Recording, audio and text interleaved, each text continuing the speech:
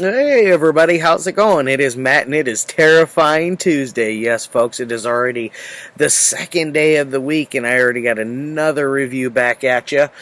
First and foremost, I do hope each and every one of you are having a great morning, evening, dawn, day, or dusk, all that lovely stuff, because life is too short as is. Please do like, share, and subscribe. I love seeing each and every one of you every Monday through Friday, permitting my schedule or holidays. And then also do me a huge favor and check out the description box for more information on the daily film, such as your brief synopsis, your starring cast, your runtime of the cut I am watching, your director, an MPAA rating if one exists, some trivia, along with a link for either a trailer or a scene in the movie. So you get a little bit of extra information in there for you to get a bigger taste of the daily film and to help you decide if you wish to see it or not. One of those kind of ordeals. Alright, now that I got all that out of the way, let's get on to the movie of the day. Or should I say film of the day, because this one definitely classifies as a film. In my opinion, it was recorded on film, and it presents itself like a film. It is just 100% yes, this is a film. Alright, this came out back in 1976. This is none other than The House on Straw Hill, aka Trauma. Not to be confused with the Dario Argento Trauma or the 70s Giallo Trauma. There's a couple of movies that run by that title, but this is the UK BBFC's Video Nasties House on Straw Hill. That version. So, which actually Argento's Trauma made it on there as well. That one I could see on there a little more than this one. This one does not deserve to be on the Video Nasties list. This is more of a psychosexual thriller. It is very artistic, and it has a lot of production value. Nothing against my Video Nasties, the ones that I absolutely love and adore. This raises above them, and it goes above and beyond the boundary of what a Video Nasty should be, as far as artistic value and production value goes. This is a very superb, masterfully made film. I think this is one for most of my collectors that like a good thriller. This is a good one to go with. It's a little slow starting. It's a little dry in places, but it does have a great payoff. There's lots and lots and lots and lots and lots and lots of sex going on, so if you want to have some sleazy time with the sex stuff, you got that going on as well. So it's got a lot of stuff going on for it. Now, as far as what's going on with this release here, this is from Severin Films. This is a Blu-ray DVD combo, standard issue pressed, and it also does come with a handy-dandy third disc here called Band the Sadist Videos, which is another video documentary that Severin Films released about the Video Nasties craze and what the BBFC did back in its time for as far as censorship and things like that goes. So if you hear me throw out the term Video Nasties, which just happens to be a coincidence that all the movies that I've been reviewing, or not all of them, but a good portion of them, have made it onto that list, because there is so many great films on both sections 1, 2, and 3. So do check those out. You're doing yourself a horrible disservice if you skip over all of them. Yes. Anyways, now as far as other special features go, there is an interview with Linda Hayden on here where she talks about her career. It's an interesting interview, runs at about 15 minutes long. Definitely a little informative. She talks about House on Straw Hill mostly, but it is a very good interview in my opinion. And then what else do we got on here? There's also an audio commentary. I forget who does the audio. I don't care. Either way, there's people that do the audio commentary as well, so there's a nice little bit of that, and I believe there was a trailer as well. Yeah, theatrical trailer. So not a ton of special features, but they make up for it with that third disc, with that Ban the Sadist videos documentary, which I absolutely I recommend that. It's about an hour, and it's about 2 hours to go through all that disc. You got part 1 and a part 2 to that documentary, and then there's a third little thing that runs at about 10 minutes long, that is also about the video nasties as well. So you get some interesting things on there, and they talk about how and why some of these films made it on this list, and this is one that I believe does not deserve to be on that list, or not deserve, it doesn't need to be on that list, because there is nothing that I would say pushes the boundaries at all. I know the one reason why it got in here, or the two reasons, it was the all the sex in it, because it's not normal sex. It's very deviant sex. Like Udo Kier likes to wear these rubber gloves, and he likes to slap up his hose. He's very forceful. Not a very nice guy. Him and Fiona Richmond are kind of a couple, and she comes to visit him as he's basically he's writing this his latest novel, which I'll get to in just a moment. But either way, it's well worth the watch. Now, like I said before, this has Udo Kier in it. This one, it's not his first. It's towards the beginning. I think his first was probably Mark of the Devil, if memory serves me correct, which I believe is on the BBFC's Video Nasties Section 3 list, or it's on the list somewhere, if memory serves me. But either way, it's got the great Udo Kier. Got Linda Hayden, like I said, she's in here, and then the very lovely Fiona Richmond. So it's only a 4-person cast total.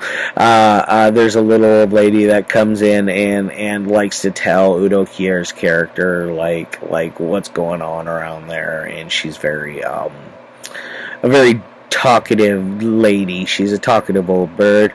And this is also directed by James Kenelm Clark. Kenelm Clark. That's Kenelm. Kenelm. I think that's, yeah. But either way, it's directed by him.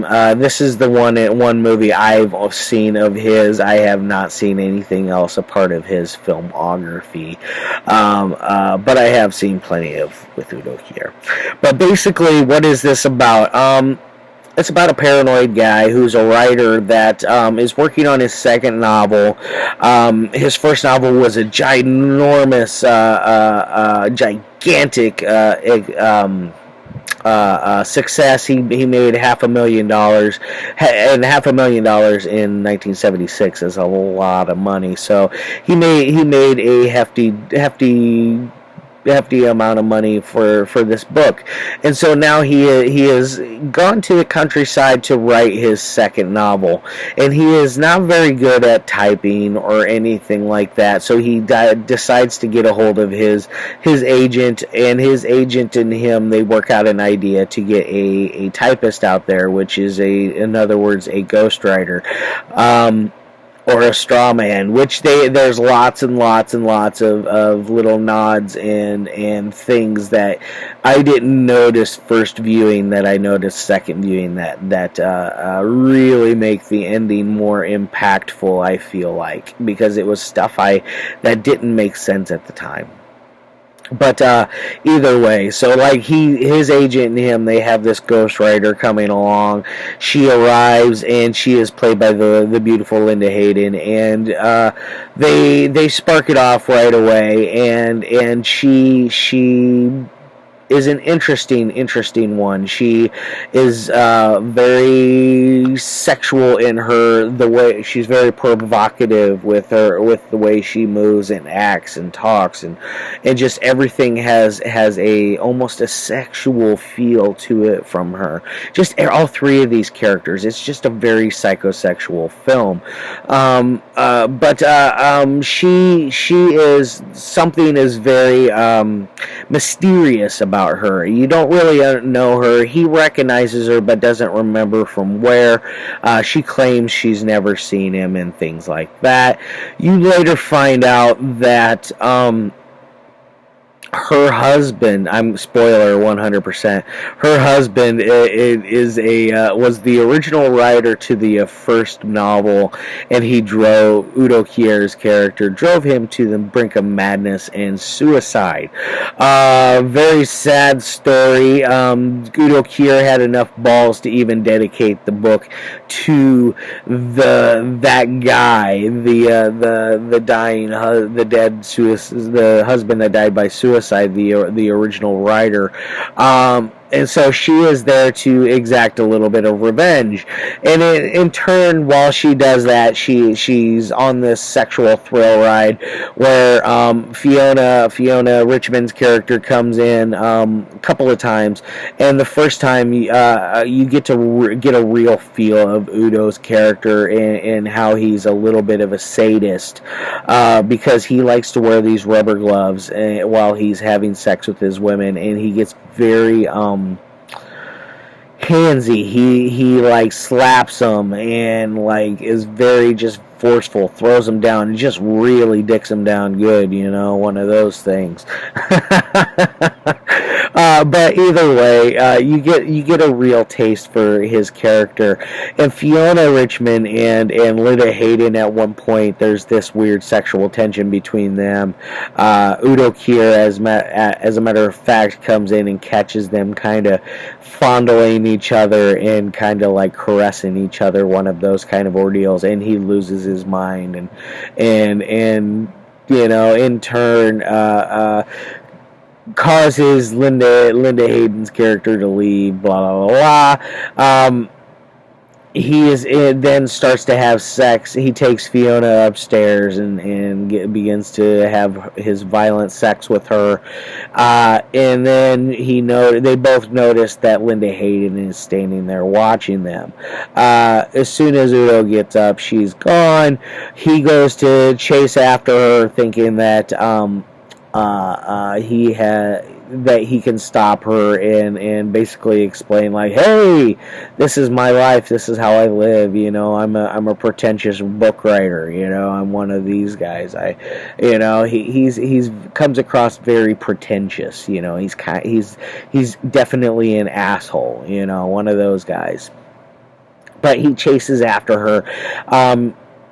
His brakes have been they malfunction. They no longer work, and he ends up getting in a horrible wreck. Comes back and he finds, as he's gone, Fiona and Linda have a nice little lesbian sex session. I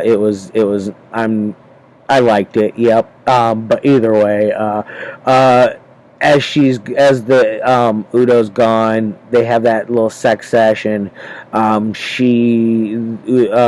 Fiona gets up and at one point goes over and looks in this closet, and she finds this dead old lady, which is the chatty, talkative old lady from the beginning of the movie that was telling Udo about town and about other people and this and that and everything in between. But she's an interesting character. But Fiona finds her dead, which in turn is one of the main reasons why this movie made the video nasties. There is a gloved, knife-wielding killer that happens to slash her up and gets blood all over her breasts. And that is one of the things they talk about as a video nasty. That is a big no-no. And that and the sex is exactly why it found itself on that list. I believe the old name of trauma definitely didn't help anything either. So it's got a lot going on for it, and that leads into why him going back, and then you find out why she's there, and it leads to that crazy ending, and it has a few little twists and turns, and it has a very interesting end. I'm not gonna lie, I really like this one. Now, as far as any kind of ratings would go with this one, on a technical side, I'm going to give this thing a 4 out of 5. It is masterfully made. The editing is on point. The direction of everything in the movie is very smooth and steady. It does have a couple little dull spots, I'm not going to lie, but I blame that on it being a British film. Nothing against my Brit friends. Your films can be just a tad bit dry in places at times, especially with some of the dry humor that they've thrown in through here. It's not a lot, but there is just little pinches of it here and there. And now it has some great fun camera work going on. Great acting with the three in there. Fiona is definitely the odd man out. She is by far the least likable character out of all of them. I wouldn't say likable, but she is the out of the three actors.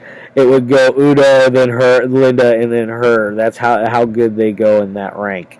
Although Linda and Udo are pretty much on neck and neck because she is giving it her all. She acted her ass off in this movie. I'm not gonna lie. She is just perfect in this role. She has those very dreamy, seductive eyes. Like, I couldn't take my eyes off of her. She is just absolutely beautiful, in my opinion. Now, as far as an entertainment side goes, this thing is a little, like I said before, its biggest downfall is that it's a little slow in places, but its ending and its impact is what really gives it that push forward. You know, it's a very well-made film. I'm just going to leave it at that.